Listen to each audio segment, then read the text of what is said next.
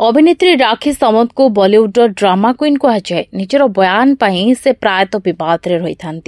राखी पूर्व दुईथर बह करते उभय थर छाड़पत्र होता। एवं खबर आसुची जे से तृतीय थर पर बह करने जाउछंती। आउ से व्यक्ति भारतर नुहे बरं पाकिस्तान बोली जଣାपड़ी। एने राखी कहते जे मु किछि समय पूर्व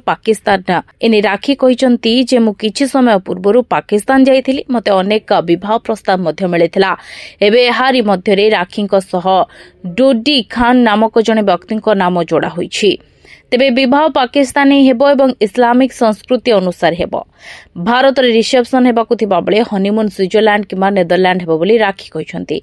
डोडी खान जड़े पाकिस्तानी अभिनेता एवं मॉडल। उभयंकर एक वीडियो मध्य सोशल मीडिया रे बेस वायरल होइतला।